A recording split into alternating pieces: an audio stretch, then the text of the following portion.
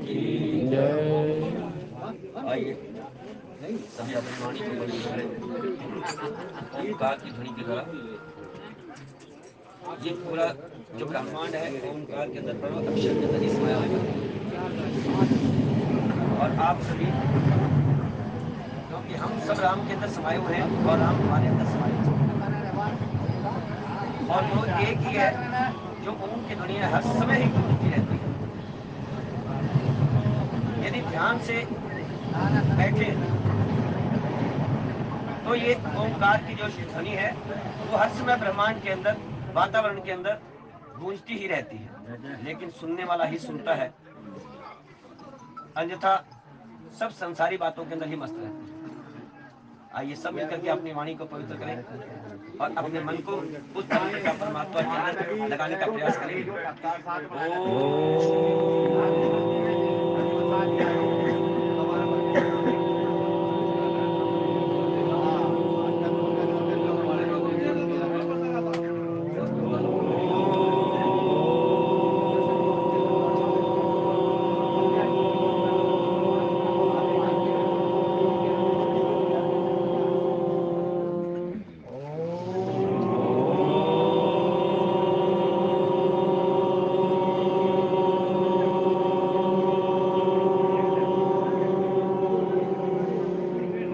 भगवान विष्णु मंगलम गणध्वज मंगलम पुंडरीकाक्ष मंगलाय तन्नो हरि।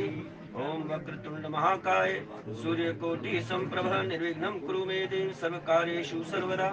या देवी सर्वभूतेषु दयारूपेण संस्थिता नमस्तस्यै नमस्तस्यै नमस्तस्यै नमो नमः। ओम सर्वमंगलमांगल्ये शिवे सर्वार्थसाधिके शरण्ये त्र्यंबके गौरी नारायणी नमोस्तुते।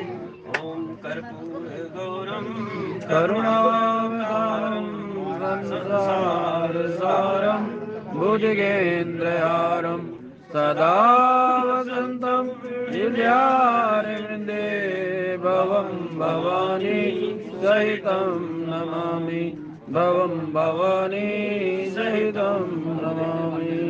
जटाटवी गलज्जल प्रवाह पावितस्थले गले व्यलं विलम्बितां भुजङ्गतुङ्गमालिकां डमड्डमड्डमड्डमन्निनादवड्डमर्वयं चकार चण्डताण्डवं तनोतु न शिव शिवं तनोतु न शिव शिवं तनोतु न शिव शिवं।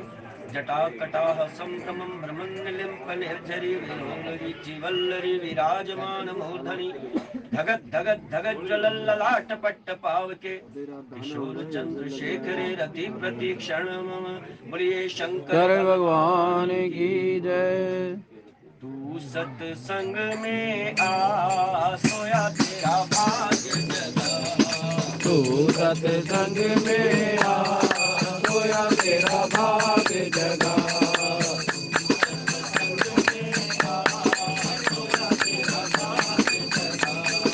तू सत्संग में आ सोया तेरा भाग्य जगा।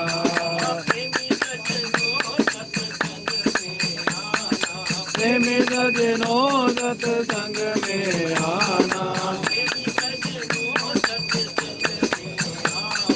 प्रेमी सजनों सत्संग में आना। सत्संग से नानी को चुराना।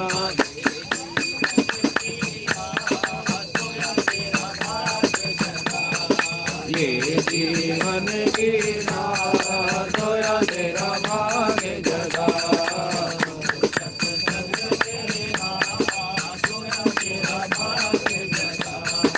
तू सत्संग में आ सोया तेरा भाग्य जगा।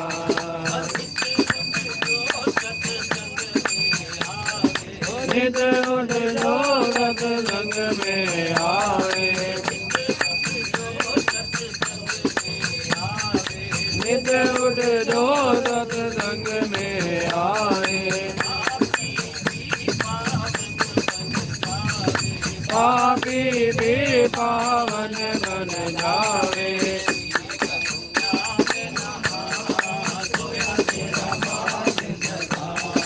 श्री गंगा में नहा सोया तेरा भाग्य जगा।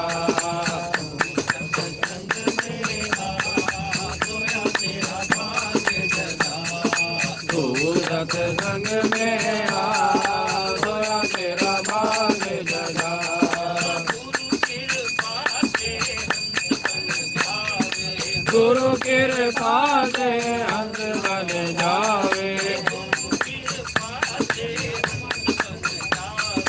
गुरु कृपा से अंत बन जावे,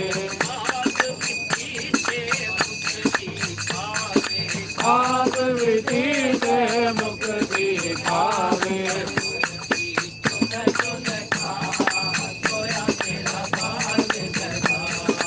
मोती चुन चुन खा सोया तेरा भाग जगा,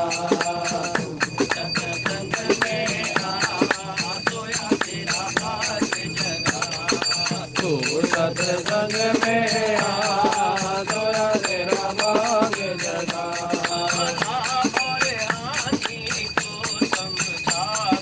लाभ और हानि को समझावे, लाभ और हानि को समझावे, साच झूठ की परख करावे,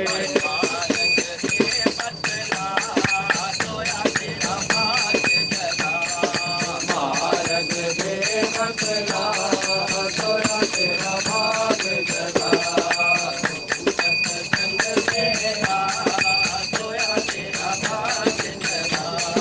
तू सत्संग में आ सोया तेरा भाग जगा,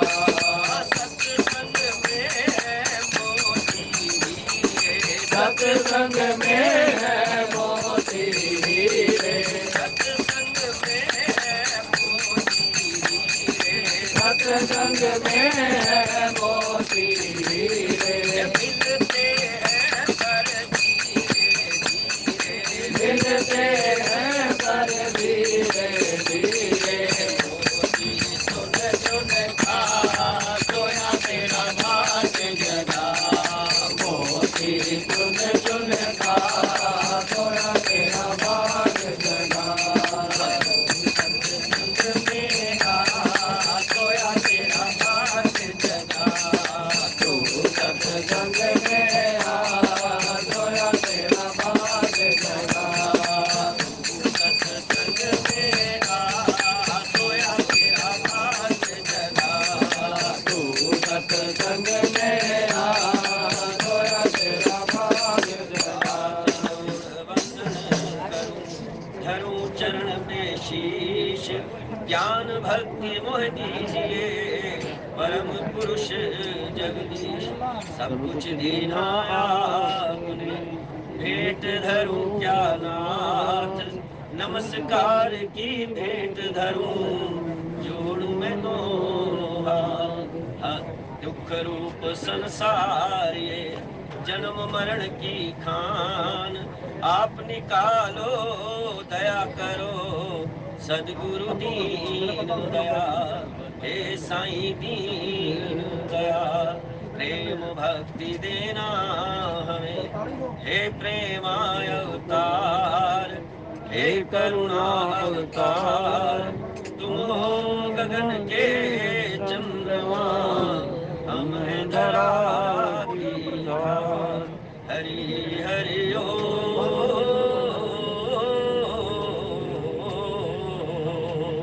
जीवन का निष्कर्ष यही है, जीवन का निष्कर्ष यही है, राम भक्ति में लग जाना, आ ही गए तो है तो प्यारे, राम कथा सुनते जाना, आ ही गए तो बैठो प्यारे, राम कथा सुनते जाना, राम कथा अविरल गंगा है, राम कथा अविरल गंगा है, मज्जन फल लेते जाना, आ ही गए तो बैठो प्यारे, राम कथा सुनते जाना, आ ही गए तो बैठो प्यारे, राम कथा सुनते, जय जय राम कथा, जय श्री राम कथा, जय जय राम कथा, जय श्री राम कथा। जिसे श्रवण कर मिट जाती है, जिसे श्रवण कर मिट जाती है जन्म जन्म की व्यथा। जय जय राम कथा, जय जय राम कथा, जय जय राम कथा, जय जय राम कथा।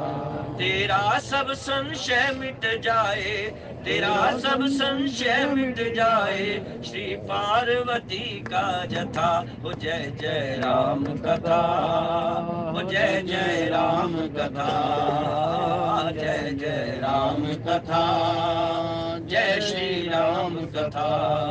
सुनकर तू भी अमर हो जाए, सुनकर तू भी अमर हो जाए, श्री हनुमान जी यथा। हो जय जय राम कथा, हो जय जय राम कथा, हो जय जय राम कथा, जय श्री राम कथा। तेरा परमारथ बन जाए, तेरा परमारथ बन जाए, श्री नारद का यथा। हो जय जय राम कथा, हो जय जय राम कथा, जय जय राम कथा, जय श्री राम कथा। मंगल भवन अमंगल हारी, द्रवहु सुदशरथ अजिर बिहारी। मंगल भवन अमंगल हारी, उमा सहित जही जपत पुरारी। कहूँ काहियो लाभ न भावा, काहू न शंकर चाप चढ़ावा। रहूं चढ़ाऊब गौरव भाई, तिल भरी भूमि ना सके छड़ाई। अब जन को माफे भट मानी, वीर विहीन मही में जानी। तजहूं आस निज निज ग्रह जाऊ, लिखा न विधि वैदेही विवाहु। मंगल भवन अमंगल हारी, उमा सहित जपत पुरारी। श्री रामचरितमानस के बाद उसके अंतर्गत बड़ा ही सुंदर और पावन प्रसंग। इस संसार के अंदर केवल परमात्मा का नाम ही सत्य है, राम नाम ही सत्य है। जो पैदा होते ही, जब व्यक्ति पैदा होता है तो भी राम का नाम, और जब जाता है तो भी राम का नाम। कहते हैं कि एक बार गोस्वामी तुलसीदास महाराज को मीराबाई ने एक पत्र लिखा। मीराबाई ने एक पत्र लिखा और उसके अंदर उन्होंने कहा कि मैं जब भगवान कृष्ण की भक्ति के लिए जाती हूँ तो मुझे लोग जो है, संसारी लोग जो है, मुझे कष्ट देते हैं, विघ्न डालते हैं। मैं जितनी बार भी जाती हूँ कोई ना कोई विघ्न सामने आता है, मैं क्या करूं। ये पत्र लिखा मीराबाई ने गोस्वामी तुलसीदास महाराज। और गोस्वामी तुलसीदास महाराज तो परम भक्त है राम जी के, और उनका तो जीवन ही समर्पित है राम जी के प्रति। और जब राम जी की ये बारे में चिट्ठी लिखी उन्होंने, लेकिन तो मीरा तो कृष्ण भक्त है। बात एक ही है, क्योंकि राम और कृष्ण के अंदर कोई भेद नहीं है। राम कृष्ण दो एक है, राम कृष्ण दो एक है, अंतर नहीं निमेश। इनके नयन गंभीर हैं और उनके चपल विशेष। इनके नयन गंभीर हैं और उनके चपल विशेष। क्यों? जो भगवान राम है वो मर्यादा पुरुषोत्तम है, वो गंभीर है। लेकिन भगवान श्री कृष्ण है चपल है, चंचल है, लेकिन दोनों में कोई अंतर नहीं है। और यहाँ पर हम कहना क्या चाहते हैं और तात्पर्य क्या है, क्योंकि बात तो धनुष की हो रही है, धनुष तोड़ने की बात हो रही है, लेकिन इसके अंदर एक बड़ा गहरा रहस्य छुपा हुआ है। जो मीराबाई ने पत्र लिखा तुलसीदास जी महाराज को, तो उन्होंने उसका उत्तर दिया और बड़ा सुंदर उत्तर दिया। और उन्होंने क्या, जाके प्रिय ना राम वैदेही, तजिए कोटि सम यद्यपि परम स्नेही। यदि आप चाहते हैं कि जो भी आपके रिश्तेदार हैं, संबंधी हैं, घर के जितने भी व्यक्ति हैं, वो सब के सब आपको भगवान राम की पूजा के अंदर, परमात्मा की ब्रह्म की पूजा के अंदर विघ्न डालते हैं, तो उनको ऐसे छोड़ देना चाहिए, ऐसे त्याग देना चाहिए जैसे करोड़ों जो बैरी हों उनको छोड़ दिया जाता है, उसी प्रकार से उनको जो है छोड़ दिया जाए, चाहे वो आपके कितने भी गहरे संबंधी हो। मानिए सभी राम के नाते, मानिए सभी राम के नाते, क्योंकि हम जो भी यहाँ पर बैठे हैं वो सब एक दूसरे को राम के नाम से ही जानते हैं। क्या हमारी किसी से कोई जान पहचान है? क्या हम किसी के नाम से जानते हैं? हाँ, प्रतिदिन आते हैं, एक दूसरे को देखते हैं, राम राम करते हैं, बस यही एक संबंध। जानिए सभी राम के नाते, अन्यथा हम किसी को नहीं जानते। अगर कोई पूछे कि वहां पर प्रतिदिन एक व्यक्ति आता है, उसका नाम क्या है, नाम तो हमें पता ही नहीं, लेकिन ये पता है ये व्यक्ति यहाँ पर प्रतिदिन आता है, सज्जन है, संत है, भक्त है, परमात्मा का भक्त है, और इसको हम जानते हैं, प्रतिदिन तो आता है, लेकिन उसके नाम से भी नहीं जानते, उसको काम से भी नहीं जानते, वो कहाँ रहता है ये भी नहीं जानते, लेकिन फिर भी हम पहचानते हैं। कारण क्या है? कारण इतना ही है कि हम सब एक दूसरे से राम के नाम से ही जुड़े हुए हैं, परमात्मा के नाम से ही जुड़े हुए हैं। तो वहां पर गोस्वामी महाराज ने कहा, मीराबाई को उत्तर दिया कि जैसे भरत ने महतारी को छोड़ दिया, भरत ने माता को छोड़ दिया, और विभीषण ने रावण भाई को छोड़ दिया, विभीषण ने अपने भाई रावण को छोड़ दिया, भरत ने माता को त्यज दिया, और उसके साथ साथ भक्त प्रहलाद ने अपने पिता को त्यज दिया। कितने प्रिय हैं, पिता के समान और कौन प्रिय हो सकता है? और भाई के समान, जो एक ही माता के गर्भ से जन्मे हुए हैं, दोनों भाई, लेकिन फिर भी अपने भाई को छोड़ दिया। और उसके साथ साथ भरत जी ने, ये तो स्वयं प्रसंग है, क्योंकि भरत जी ने अपनी माता को त्यज दिया। कारण कितना है? कारण यही है कि सब के सब जो राम के मिलने के अंदर विघ्न डाल रहे थे, राम के मिलने के अंदर विघ्न डालते हैं, कष्ट देते हैं, उनको मिलने नहीं देते, राम की भक्ति नहीं करने देते, और वहां पर सबने त्यज दिया। और उसके साथ साथ गोपियों ने और वहां की ग्वालिनों ने भगवान श्री कृष्ण के लिए जो है अपने पतियों को भी त्यज दिया। इसका अर्थ यही है, जब इसका उत्तर मिला उन्हें, मीराबाई को, वो प्रसन्न हो गई कि चाहे दुनिया कुछ भी करे, मैं तो कहूंगी बजा कर ढोल, गिरधर मेरा है, मैं तो कहूंगी बजा कर ढोल, गिरधर मेरा है, मेरा है वो तो मेरा है, मेरा है वो तो मेरा है, कहूंगी बजा कर ढोल, गिरधर मेरा है, मैं तो कहूंगी बजा कर ढोल, गिरधर मेरा है। कोई कहे हल्का, कोई कहे भारी, कोई कहे हल्का, कोई कहे भारी, कोई कहे हल्का, कोई कहे भारी, कोई कहे हल्का, कोई कहे भारी, जीवन तराजू ढोल,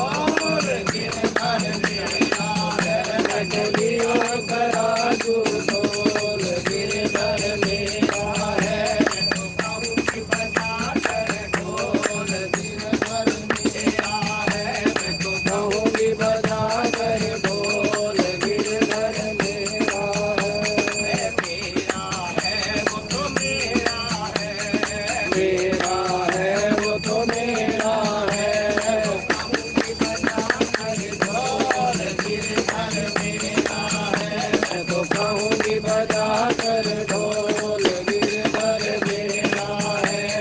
ये क्या है?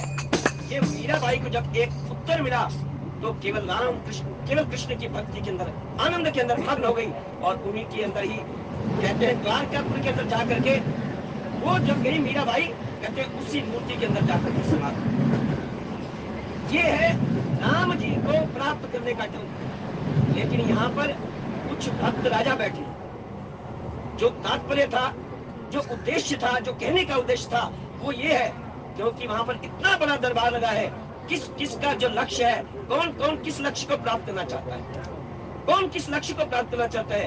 क्योंकि महाराज जनक का जो लक्ष्य है, सामने विश्वामित्र जी बैठे, उच्च आसन के ऊपर, और उनके साथ राम जी बैठे हैं और उनके साथ लखन लाल जी बैठे हैं। बिल्कुल सामने एकदम जो है मंच बना हुआ है जहां पर महाराज जनक जी बैठे हैं, बिल्कुल सामने है। और महाराज जनक जी का लक्ष्य है कैसे भी राम जी को सीता जी के लिए प्राप्त, कैसे भी उनका उद्देश्य लक्ष्य यही है कि किस प्रकार से, क्योंकि उनकी दृष्टि कहाँ हटती नहीं है, क्योंकि तो उन्हें तो कहा गया वो विदेह राज है, वो ब्रह्म के अंदर हमेशा ही मस्त रहते हैं, ब्रह्म को ही देखते रहते हैं, ब्रह्म के अंदर ही रहते हैं। क्योंकि जब वो विदेही राज है, विदेही राज का अर्थ यही है कि संसार में रह करके भी, संसार में रहते हुए कार्य करते हुए भी, लेकिन परमात्मा से लिव लगा के रखना, परमात्मा से अपने आप को जोड़े रखना। और जनक जी महाराज एक ऐसे राजा हैं जिसे कर्म योगी भी कहा जाता है, और कर्म योगी के साथ साथ योग ऋषि, राज ऋषि भी उन्हें कहा जाता है। वो राज ऋषि है, राजा होते हुए भी ऋषि के समान है। उनके दरबार के अंदर अनेकों अनेकों विद्वान आते हैं, शास्त्रार्थ करते हैं। गार्गी, लोपामुद्रा उनके राज्य के अंदर आकर के स्वयं मां सीता भी शास्त्रार्थ करती हैं, साध्वी गार्गी से उनका भी शास्त्रार्थ होता है। और उसके अंदर भी अभी रामायण के अंदर दिखाया जा रहा था, सीता जी का शास्त्रार्थ होता है, और किनसे होता है? गार्गी जी से। और उनके अंदर जो है गार्गी को सीता जी हरा देती है, और तब गार्गी एक बात कहती है कि आप जो है महाराज जनक की पुत्री हैं, वो ज्ञानी है, और ज्ञानी की पुत्री को ज्ञान ना होगा, ऐसा कैसे हो सकता है? मैं आपसे हार स्वीकार करती हूँ, लेकिन मैं ये जानती हूँ कि आप ही केवल ऐसी हो जो शास्त्रार्थ में अगर मुझे हरा दिया है तो आप ही राम को प्राप्त कर सकते हैं। केवल आपको ही राम प्राप्त हो सकते हैं और किसी को प्राप्त नहीं हो सकते, क्योंकि भक्ति जो है वो हमेशा ज्ञान के पास ही जाती है। यदि अध्यात्म के रूप में देखा जाए तो जो भक्ति है वो ज्ञान के पास ही रहती है। ऐसे तो यहाँ पर 10,000 जो वीर बैठे हैं वो मिल करके उस धनुष को तोड़ना चाहते हैं, लेकिन किसको प्राप्त करने के लिए? 10,000 राजा मिल करके और उस धनुष को तोड़ना चाहते हैं। धनुष किसका है? भगवान शिव का धनुष है, और इस शिव धनुष का नाम है पिनाक। इस शिव धनुष का नाम है पिनाक, और इसको सब के सब तोड़ करके उस भक्ति को प्राप्त करना चाहते हैं। लेकिन भक्ति तो किसको प्राप्त होगी? भक्ति केवल ज्ञान को ही प्राप्त हो सकती है। क्या अभिमानी को भक्ति प्राप्त हो सकती है? अभिमानी व्यक्ति उस भक्ति को प्राप्त कर ही नहीं सकता, क्योंकि भगवान राम तो स्वयं कहते हैं, निर्मल मन जन सो मोहि पावा, मोहि कपट छल छिद्र न भावा। और भगवान राम सब ये कहते हैं, क्योंकि भक्ति को प्राप्त करने के लिए साधन करने पड़ते हैं, भक्ति को प्राप्त करने के लिए उस मार्ग पर चलना पड़ता है। लेकिन जो अभिमानी हो वो उस मार्ग पर चलता ही नहीं, वो तो छल के द्वारा। अब ये देखिए, यहाँ पर महाराज जनक का जो लक्ष्य है वो राम जी को प्राप्त करना, सामने विश्वामित्र है। और वो एक बात कहते हैं, इस प्रसंग के अंदर ही कहते हैं, वो सुनाना तो चाहते हैं, उठाना तो चाहते हैं राम जी को धनुष तोड़ने के लिए, लेकिन सुनाना चाहते हैं लक्ष्मण जी को। बंदौ लक्ष्मण पद जल जाता, शीतल सुभग भगत सुख दाता।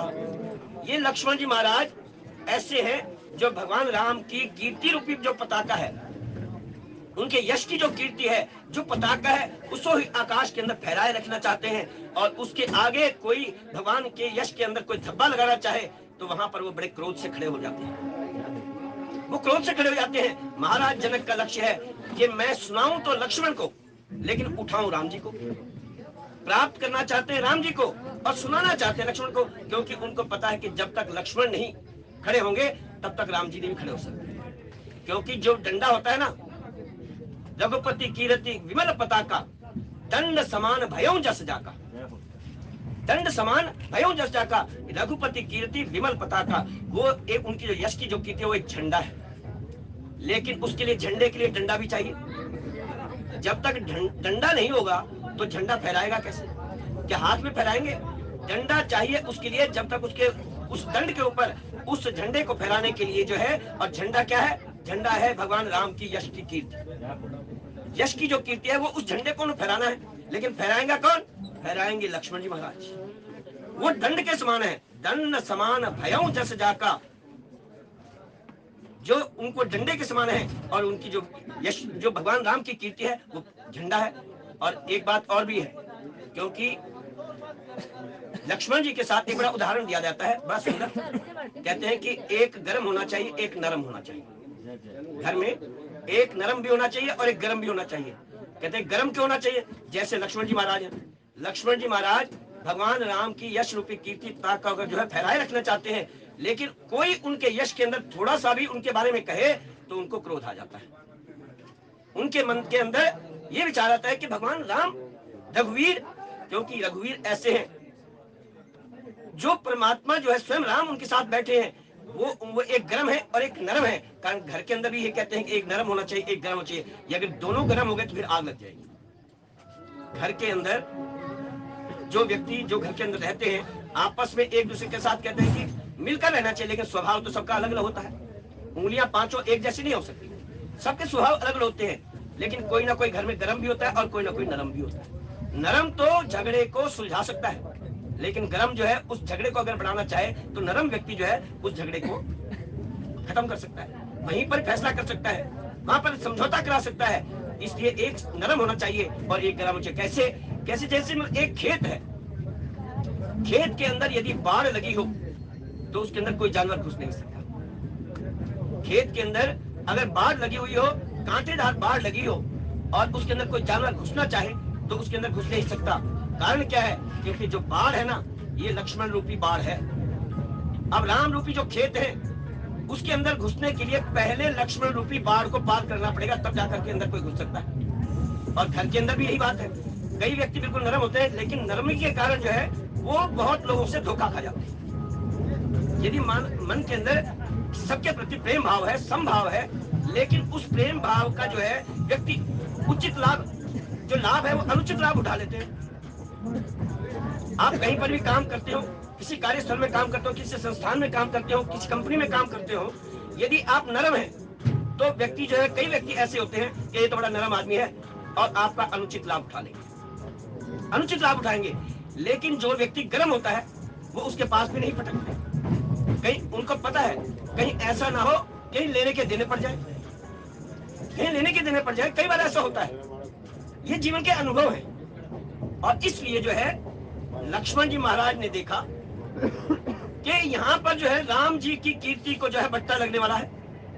राम जी की कीर्ति के बारे में कुछ कहा जा रहा है, और यहाँ पर गोस्वामी महाराज यही कहना चाहते हैं कि 10,000 जो है वीर बैठे उस सभा मंडप के अंदर, लेकिन वो सब के सब जब धनुष को तोड़ने के लिए चले हैं, एक एक करके तोड़ते, और क्योंकि उनको पता है कि क्या मिलना है यहाँ पर, विश्व विजय प्राप्त होनी है, विश्व विजय। क्यों? क्योंकि रावण ने भी उस धनुष को नहीं तोड़ पाया, बाणासुर भी धनुष को नहीं तोड़ पाया। बाणासुर महाराज बलि का सबसे बड़ा पुत्र था बाणासुर, और उस बाणासुर ने भी उस धनुष को छुआ नहीं। ये बाणासुर वो है जिनकी पुत्री का विवाह, उषा का विवाह जो है भगवान श्री कृष्ण के पौत्र अनिरुद्ध के साथ हुआ था। ये वो बाणासुर है और उनके साथ उनका विवाह हुआ था। और वही बाणासुर जिनकी 1000 भुजाएं थी, उनको भगवान कृष्ण ने जो है काट दिया, बाकी भुजाओं को भगवान शंकर के कहने से जो है उन्होंने उनकी 4 भुजाएं रखी। ये वो बाणासुर है। जब बाणासुर उस चाप को, उस धनुष को भी छू नहीं सका और रावण आकर के भी चला गया, और रावण ने क्या कहा था, बाण को तोड़ने से पहले रावण ने कहा, रावण कहता है ये मेरे तो गुरु जी का, गुरु का धनुष है, मैं अपने गुरु के धनुष को हाथ कैसे लगाऊं, गुरु के धनुष को हाथ कैसे लगाऊं। वो बातें बनाने में बहुत माहिर है। रावण अगर वो चाहता तो वहां पर जाकर के कैलाश पर्वत को उठा सकता है, तो क्या धनुष को नहीं उठा सकता? जब कैलाश पर्वत को जाकर के उठा सकता है तो धनुष को भी उठा सकता था, लेकिन वो उठा नहीं पाता, और इस कारण से वो यह करके चला गया कि मेरे तो गुरु का बाण है, इसलिए जो है मैं जो है इसको नहीं छू सकता। कहते एक छोटी सी कथा आती है, जब रावण जो है, जब भगवान राम ने सेतु बनाया तो वहां पर जो है राम का नाम लिख करके जो पत्थर तैरा दिए, किसने? नल नील ने ला लिखा और दूसरे पत्थर में लिखा। वो सब ऐसे करके पत्थर जो है एक दूसरे से जुड़ते गए राम के नाम से। जब यह खबर रावण के पास पहुंची तो वहां की प्रजा ने कहा, महाराज वहां तो पत्थर तर गए, राम लिख करके पत्थर तर गए। क्या आप भी ऐसा कर सकते हैं? रावण से पूछा, यहाँ की प्रजा ने कहा, कईयों ने कहा कि महाराज एक बार आप भी करके दिखा दीजिए, पत्थर तैरा करके दिखा दीजिए। तो वहां पर उन्होंने कहा हाँ ठीक है, मैं भी तैरा सकता हूँ, ऐसी क्या बात है। तो सबके सब आए देखने के लिए, और रावण ने अपना नाम लिखा पत्थर के ऊपर, रावण, और लिख करके तैरा दिया ज्यादा समुद्र के अंदर, और तैरने लग गया। बड़े खुश हो गए कि जब राम के नाम से तैर सकता है तो हमारे रावण के नाम से भी तर सकते हैं पत्थर। तो किसी, जब वो घर पहुंचा अपने, तो मंदोदरी ने प्रश्न किया, आपके नाम से तैर तो नहीं सकते, आखिर आपने ऐसा क्या किया जो आपके नाम से पत्थर तैरने लगे? तो रावण ने कहा, मुझे भी पता है कि पत्थर मेरे नाम से नहीं तैर सकता है, लेकिन जब मैंने पत्थर डाला तो उसे मैंने कहा, उस पत्थर को कहा, तुझे राम जी की शपथ है अगर डूब गया तो, और वो तैरने लग गया। तो इसका अर्थ है कि राम ही शक्ति है, बिना राम के जो है, राम को ही भक्ति प्राप्त हो सकती है, राम को ही सीता प्राप्त हो सकती है, और किसी को प्राप्त नहीं हो सकती, और किसी को प्राप्त नहीं हो सकती। और यहाँ पर भी यही बात है, जब एक एक करके सब राजा उठने लगे और उठ के उस धनुष को तोड़ने लगे, श्री राम जय राम जय जय राम, श्री राम जय राम जय जय राम, श्री राम जय राम जय जय राम, श्री राम जय राम जय जय राम। मुझ में तुझ में सब में है राम, मुझ में तुझ में सब में है राम, श्री राम जय राम, श्री राम जय राम, श्री राम जय राम। अब यहाँ पर जितने भी राजा बैठे हैं वो सब के सब एक एक करके जाते हैं, लेकिन धनुष को हिला तक नहीं सकते, 1 इंच भर भी हिला नहीं सकते। अब जब सबके देखे, क्योंकि शर्म के मारे सिर नीचा करके बैठ जाते हैं, जो भी धनुष के पास जाता है पहले तो तमक करके, अरे सीता जी मुझे विश्व विजय प्राप्त होगी। क्यों? क्योंकि जब जिसे रावण नहीं तोड़ सका, जिसे बाणासुर नहीं तोड़ सके, और उसे विश्व सुंदरी के रूप में या विश्व विजय के रूप में सीता जी प्राप्त होंगी, और कितनी बड़ी कीर्ति प्राप्त होगी कि ऐसे व्यक्ति ने उस जानकी को प्राप्त किया जिसे और संसार के अंदर उस धनुष को तोड़ नहीं सका। इसका अर्थ है कि एक विश्व विजय प्राप्त होने जा रही है, और साथ में मां जानकी जी भी प्राप्त होने जा रही है। तो इसके अंदर तो कितना बड़ा लाभ है कि विश्व के अंदर आपका सबसे बड़ा नाम हो जाएगा, इतना बड़ा नाम हो जाएगा उस विश्व विजय के साथ। तो इसलिए जो है सबके सब एक एक राजा आते हैं और तमक करके फेंटा बांधते हैं, और फेंटा बांध करके और जा करके लगते हैं, कभी गणेश जी को पूजा करते हैं, मन के अंदर गणेश जी को ध्याते हैं, हे गणेश जी मुझे जो है कृपा करना, मेरे पर दया दृष्टि करना, ताकि मैं इस धनुष को तोड़ सकूं, इस धनुष को तोड़ सकूं। लेकिन जब वो धनुष को तोड़ नहीं पाता और जाकर के अपने आसन पर बैठता है, तो दूसरा जो राजा, 10,000 जो राजा बैठे हैं, उनमें से एक कहता है, हे भगवान गणेश जी, ये जो जा रहा है ना, क्योंकि मैं तो तोड़ ही नहीं सका, तो अब हे भगवान ऐसी कृपा करना कि एक धनुष ना तोड़ सके। अब जो दूसरे जो है वो प्रार्थना करते हैं कि धनुष तोड़ ना सके, अब भगवान गणेश जी किसकी सुने? एक जाता है जो तोड़ने के लिए, वो तो भगवान गणेश जी प्रार्थना करता है, प्रभु से प्रार्थना करता है, प्रभु शक्ति दो, हे गणपति जी मुझे शक्ति दो ताकि मैं जाकर के इस कार्य को कर सकूं।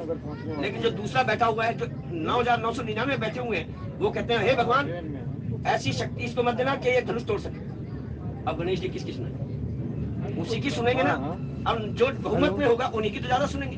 अब एक आदमी कह रहा है, लेकिन वहां पर सब के सब जो है एक एक करके जाते हैं, और जब वो धनुष को नहीं तोड़ पाते हैं, तो उसके पश्चात सब के सब कहते हैं कि 10,000 जो राजा हैं वो इकट्ठे चल पड़े। अब आप इसके अंदर एक बड़ा गहरा अर्थ है, 10,000 इकट्ठे चल रहे, क्योंकि राज सत्ता को प्राप्त करना है।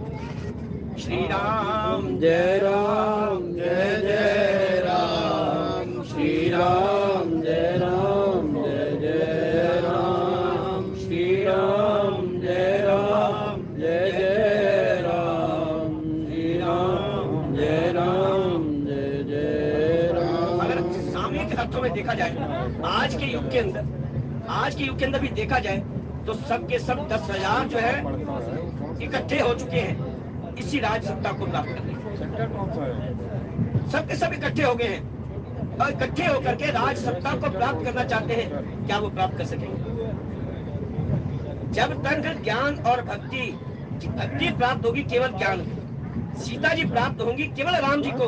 अगर कोई अभिमानी राजा प्रयत्न भी करे तो सीता जी के, क्योंकि सीता जी है धरती की पुत्री, सीता माता है धरती की पुत्री, और सीता माता ने प्रार्थना की धरती से, हे माँ तू मेरी जननी है, मैं तुमसे ही पैदा हुई हूँ, तुमसे ही उत्पन्न हुई हूँ, जब मैं तुमसे ही उत्पन्न हुई हूँ तो हे धरती माता मेरी रक्षा करना। और जो धरती माता है उसने धनुष को जकड़ रखा है, धनुष को पकड़ रखा है। जब उसको धनुष को पकड़ रखा है, क्योंकि वो उनकी बेटी है, जानकी जी उनकी ही बेटी है, जब धनुष को पकड़ रखा है तो धनुष उठेगा कहाँ से? जब धरती ने ही जकड़ रखा है तो उसको, वो जितने भी राजा आ जाएं धनुष तोड़ने के लिए, क्योंकि सबके सब अभिमानी राजा है, सबके सब अभिमानी राजा है। और अभिमान टूटता है तो केवल भक्ति से टूट सकता है अथवा ज्ञान से। यदि कोई चाहे, क्योंकि किसी को भी पूछो, यदि किसी को अभिमानी व्यक्ति हो वो क्या कहता है? मैं, अरे मेरे बराबर कोई नहीं है, मेरी 10 फैक्ट्री हैं, 4 बंगले हैं, 5 गाड़ियां हैं, मेरा भाई वहाँ पर विदेश में पढ़ता है, मेरा एक भाई जज है, मेरा एक भाई वकील है, अरे मेरा क्या मुकाबला कर सकता है कोई? कौन मुकाबला कर सकता है? मैं तो मैं हूँ। इसका अर्थ है जिसके अंदर ये अभिमान आ गया तो वो अभिमान जो है वो टूट कर ही रहता है, क्योंकि वो अभिमान टूटता तो है लेकिन समय आता है, जब समय आता है तो उसका अभिमान भी टूटता ही है। और यही बात वो कहना चाहते हैं, गोस्वामी महाराज कहना चाहते हैं कि 10,000 सैनिक इकट्ठे निकले। अब बताइए कि वो जो सीता जी हैं वो प्राप्त किसको होंगी? क्या आपस में उनका बाद में देखेंगे? पहले हम 10,000 मिलकर के इकट्ठे उठाते हैं धनुष को। अरे 10,000 मिलकर के उठाओगे, लेकिन फैसला कैसे होगा? फैसला कैसे होगा? उस धनुष को तोड़ने के पश्चात आप 10,000 में से जानकी जी से शादी कौन करेगा? विवाह कौन करेगा? कौन विवाह करेगा? कहता है उसका फैसला हम बाद में करेंगे, इसे स्वामी का थोड़े लेंगे। वो कहना है उसका फैसला हम बाद में करेंगे कि राष्ट्र प्रधानमंत्री कौन बनेगा, स्वामी का थोड़े लेंगे।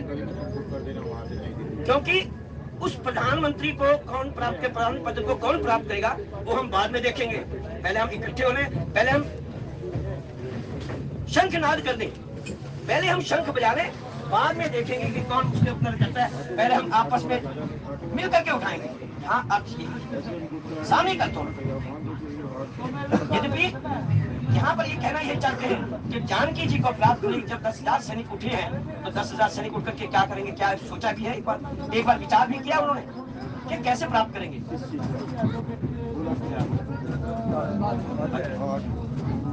तो वो विचार करने लगे कि प्राप्त करेंगे तो कैसे प्राप्त करेंगे।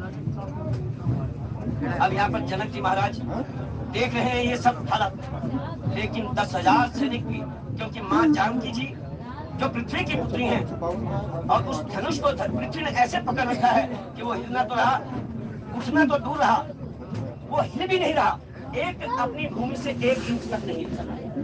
जब नहीं हिल सका तो वहां पर सारे के सारे जो है राजा निराश होकर के बैठ गए। अरे भाई अब निराश होने की आवश्यकता क्या है? अब आप अपने अपने घर जाओ, अब अपने अपने घर जाओ। जब आपसे काम जो करना था वो आप कर ही नहीं सके तो फिर आप बैठे किस लिए हो? 10,000 सैनिक वो बैठे हैं, तो जो महाराज बैठे हैं, अलग अलग द्वीप के आए हुए हैं, अलग अलग राज्यों के, अलग अलग देशों के जो राजा आए हुए हैं, वो सब के सब प्रयत्न कर रहे हैं।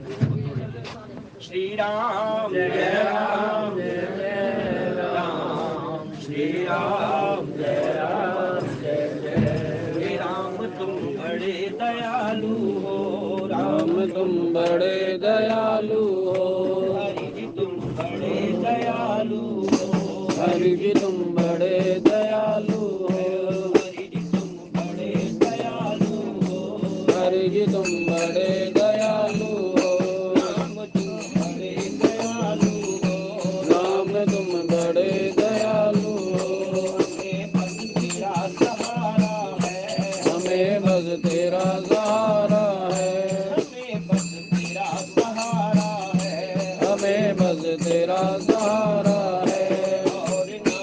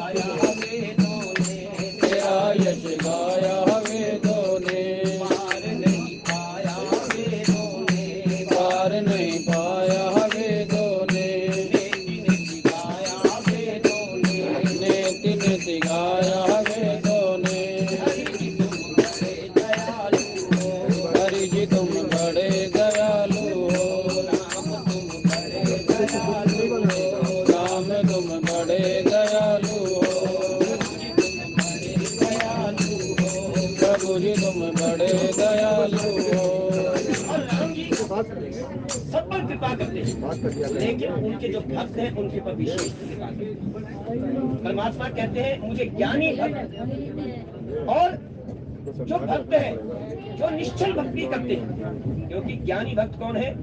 जो प्रौढ़ है। प्रौढ़ का अर्थ है कि जो योग के द्वारा परमात्मा को प्राप्त करना चाहते हैं, जो ध्यान में बैठते हैं और जो हर समय ब्रह्म के अंदर आनंदित रहते हैं, वो संत महात्मा, वो ऋषि, वो मुनि, वो विज्ञानी, जो वैरागी, जो परमात्मा के चरणों के अंदर वो अपने मन के अंदर जो है परमात्मा के स्वरूप को अपने मन के अंदर बिठा करके रखते हैं और उनके हर समय दर्शन करते रहते हैं, उनको ही पूजते रहते हैं। उनके सामने कोई तस्वीर नहीं होती, उनके सामने कोई चित्र भी नहीं होता, लेकिन वो जंगल के अंदर बैठ करके भी उस परमात्मा के दर्शन करते हैं। जंगल के अंदर बैठते हैं और ध्यान करते हैं और ध्यान के द्वारा जो है वो ब्रह्म को अपने हृदय के अंदर पधार देते हैं। और ये बात है। और उसके पश्चात जो है जो छोटे व्यक्ति हैं, मान लो कि इनके पास कोई साधन नहीं है, पैसा भी नहीं है, धन भी नहीं है, विद्या भी नहीं है, ज्ञान भी नहीं है, वैराग्य भी नहीं है, जिनके पास कुछ भी नहीं है, वो ऐसे धन्ना भगत जैसे जो एक पत्थर में से भी भगवान को प्रकट कर देते हैं, जो पत्थर में से भी प्रकट कर देते हैं परमात्मा को। तो ये कौन सा रास्ता है? बात ये नहीं है कि भाव के भूखा हूँ, भाव का भूखा हूँ मैं, भाव ही बस सार है, भाव से जो मुझको भजता और भाव से बेड़ा पार है। लेकिन भाव भी ऐसा होना चाहिए कि मन के अंदर दृढ़ता होनी चाहिए। मन के अंदर जब तक दृढ़ता नहीं होगी, नियम नहीं होगा, जब तक संयम नहीं होगा, जब तक नियम नहीं होगा, तब तक उस परमात्मा को प्राप्त नहीं किया जा सकता। और इसलिए उस भगवान कहते हैं कि मुझे भक्त जो छोटे भक्त हैं, शेष गणेश महेश दिनेश सुरेश जाहि निरंतर ध्यान, शेष गणेश महेश सुरेश जाहि निरंतर ध्यान, नारद से सुख व्यास मुनि पुनि पुनि बचितो पुनि पार न पावे। नारद, सुखदेव, व्यास जैसे जो बड़े बड़े संत महात्मा हैं जिन्होंने इतने बड़े बड़े वेद लिखे हैं और वो व्यास कहलाते हैं, लेकिन वो भी उनके पार को नहीं पा सके। जब वो भी उनके पार को नहीं पा सके तो फिर कौन पाया? कहते हैं जाहि अनादि अनंत अखंड अछेद अभेद बतावे।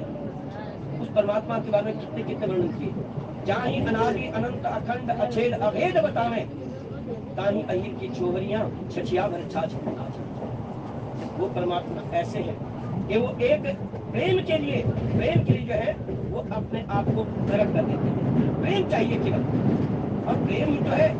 जो गोपियां हैं वो हर समय चाहे भगवान कृष्ण ने छोड़ करके भी चले गए, लेकिन छोड़कर जाने के पश्चात भी वो यमुना के अंदर भी भगवान कृष्ण के दर्शन करती है, यमुना की धारा के अंदर भी भगवान कृष्ण को दर्शन करती हैं, वो हर पत्थर के अंदर भी भगवान कृष्ण को देखती हैं, हर गोपियों के अंदर, हर ग्वालों के अंदर, हर जो वहाँ पर रहने वाले हैं जीव जो है उनके अंदर भी परमात्मा के दर्शन करते हैं, कृष्ण के दर्शन करते हैं।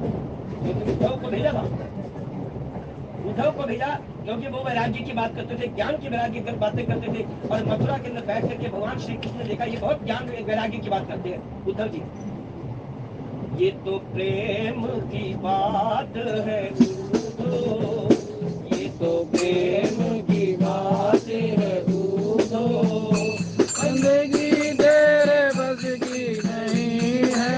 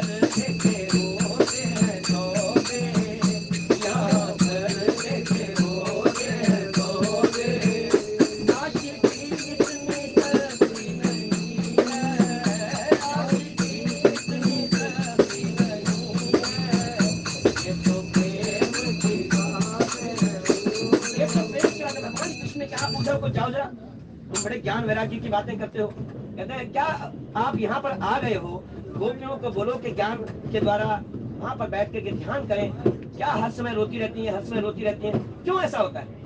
तो काम किया, भगवान कृष्ण ने कहा कि तुम जो एक तुम्हारी जो शक्ल है, जो चेहरा है, वो मुझसे मिलता है।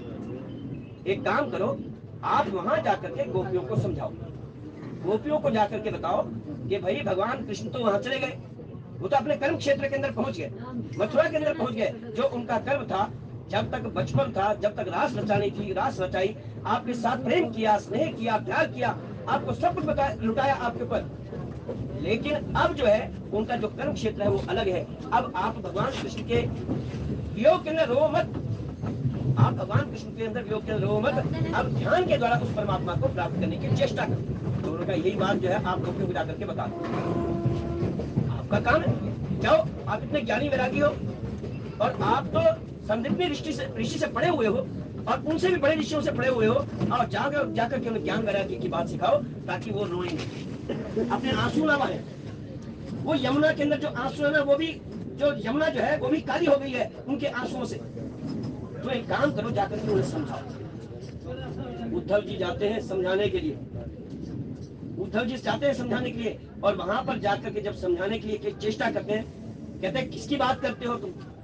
अरे वो हर क्षण हमारे सामने रहता है, एकदम खड़ा हुआ है हमारे सामने, और तुम हमें समझाने की चेष्टा कर रहे हो। तुम अपने ज्ञान वैराग्य को उठाओ और अपने साथ ले जाओ, हमें समझाने की चेष्टा मत करो। क्यों? क्योंकि वहां पर प्रेम है। इसलिए कहा ये तो प्रेम की बात है दूधो, ये तो प्रेम की बात है दूधो, बंदगी तेरे बस की नहीं है, बंदगी तेरे बस की नहीं है, यहाँ कर देखे वो तेरे तोबे, यहाँ कर देखे वो तेरे तोबे, आशिकी कितनी करती रही है, आशिकी कितनी करती रही है, ये तो प्रेम की बात है, ये प्रेम की बातें हैं।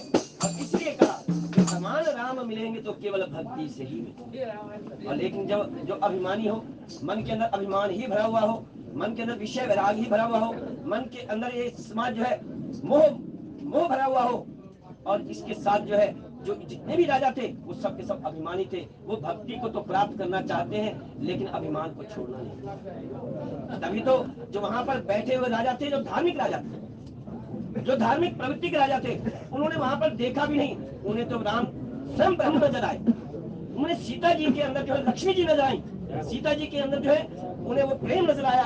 उन्हें लगा कि ये तो केवल राम जी के लिए ही बनी। जो धर्म की प्रवृत्ति के बैठे हुए थे व्यक्ति, जितने राजा बैठे थे, उन्होंने उन्हें समझाने का प्रयत्न भी किया, बहुत उन राजाओं को समझाने का प्रयत्न किया, ये ब्रह्म है, इन्हें ध्यान से देखो। लेकिन वो तो अभिमान के अंदर भरे हुए हैं। जब अभिमान के अंदर भरे हुए हो तो उन्हें वहां ब्रह्म कहाँ दिखाई देगा? किसी को तो अपना शत्रु दिखाई देता है। जाती रही भावना जैसी प्रभु मूर्त देखी दिन, जिसकी जैसी भावना थी, जिसने अपने भाई की नजर देखा कि मेरा भाई है, किसी ने देखा मेरा मित्र है तो उसको मित्र नजर आए, किसी ने देखा मेरा शत्रु है तो उसे शत्रु की दृष्टि से नजर आए। जब शत्रु की दृष्टि से नजर आए तो सब के सब अपने अपने भाव से देख रहे हैं और उनको उसके अंदर वही दर्शन हो रहे हैं। लेकिन जनक जी महाराज ने घोषणा करी, अरे अब किस लिए बैठे हो यहाँ पर, जब तुम्हारा काम ही नहीं हुआ तो जाओ। अरे अगर मुझे पता होता कि ये संसार, ये जो धरती है वीरों से खाली हो गई है, तो मैं अपने प्रण को जो है कभी न करता, ऐसा प्रण मैं कभी नहीं करता। अब मुझे क्या पता था कि विधाता ने जो है उसके लिए कुछ और ही रच रखा है। इसलिए ऐसा करो कि आप सब जो है अपने अपने घर को जाओ। अगर मुझे पता होता तो मैं तो ना तो अपनी हंसी कराता और ना ही तुम्हारी हंसी कराता, क्योंकि आप भी उपहास के पात्र बने और मैं भी उपहास का पात्र हूँ। मैंने जो ऐसा प्रण किया ये मेरी मूर्खता है, वरना मैं जानता हूँ, अगर मैं चाहूँ तो आप सबके मन में शायद यही है कि मैं अपने प्रण को छोड़ दूंगा। अब सीता जी जयमाला लेकर के आएंगी और वो स्वयंवर मैं कराऊंगा। आपके मन में शायद ये बात है, इसलिए आप सबके सब जो है अभी यहाँ पर बैठे हो। अगर ये विचार नहीं होता तो ये राजा सब उठ करके चले जाते। इनके मन में अभी भी विचार है कि जनक जी महाराज उठेंगे और अपने प्रण को तोड़ देंगे और कहेंगे जानकी जी उठो, जयमाला लो। और जो आप, इसलिए ऐसा मत सोचो, मैं अपने प्रण को तोड़ नहीं सकता। यदि मैं अपने प्रण को तोड़ूंगा तो मेरे जितने सुकृत्य है, मेरे जो पुण्य है, वो सब नष्ट हो जाएंगे। इसलिए मैं अपने पुण्य को खत्म नहीं करना चाहता। चाहे लड़की कुंवारी ही बैठी रहे, लेकिन मैं अपने प्रण को तोड़ूंगा नहीं। इसलिए आप सब के सब जो है, क्योंकि वीर महीन मही में जानी, ये धरती जो है वीरों से खाली हो गई है, इसलिए आप ध्यान से सुन लो कि आप सब अपने अपने घर जाओ और अपना काम करो। जब उन्होंने कहा वीर महीन, तो उस समय जो है लक्ष्मण जी वो सुनाना, जनक जी महाराज सुनाना चाहते हैं लक्ष्मण जी, बात कहना चाहते हैं लक्ष्मण जी को कि लक्ष्मण जी उठेंगे और तब राम जी उठेंगे, क्योंकि जब तक महर्षि विश्वामित्र आज्ञा नहीं देंगे उन्हें उठने की, तब तक राम जी भी नहीं उठेंगे। लेकिन उससे पहले सूर्य जब निकलता है ना, तो उसकी आभा, जब सूर्य निकलता है तो उससे पहले उसकी जो आभा है वो बिखरती है, चारों तरफ जो उसकी रश्मियां बिखरती हैं सूर्य के निकलने से पहले, मानो राम जी सूर्य हैं। सूर्य के निकलने से पहले जो है लक्ष्मण जी उनकी किरणों को बिखेरना चाहते हैं और लाल करना चाहते हैं, और वो उस लाल क्या है, वो उनका जो कहने का जो अर्थ है वो यही कहना चाहते हैं कि जहाँ पर एक भी रघुवंशी बैठा हो वहां पर जनक जी महाराज ऐसी बात नहीं कह सकते। अभी तो हम अगर राम जी आज्ञा दे तो मैं पूरे ब्रह्मांड को गेंद की तरह उठा करके ले चलाऊं, ऐसी बात कहते हैं लक्ष्मण जी महाराज। कहते अगर राम जी मुझे आज्ञा दे दें तो ये धनुष क्या चीज है, धनुष तो छोड़ो, मैं पूरे ब्रह्मांड को गेंद की तरह उठा करके ऊपर फेंक, इतनी बड़ी बात कहते हैं। जब उन्होंने देखा कि हाँ जाग गए हैं, जागृत हो गए हैं, वैराग्य आज जागृत हो गया है, लक्ष्मण जी जागृत हो गए हैं और सूर्य निकलने वाला है और सूर्योदय होने वाला है, लेकिन सूर्योदय होने से पहले वो लालिमा बिखरी है और वो लालिमा कैसे आगे बढ़ती है और भगवान राम कैसे बाल पतंग सूर्य की भांति आगे बढ़ते हैं और कैसे विश्वामित्र जी महाराज उन्हें आज्ञा देते हैं धनुष तोड़ने के लिए, वो आप आने वाली कथाओं के माध्यम से सुन कर पाएंगे। कथा को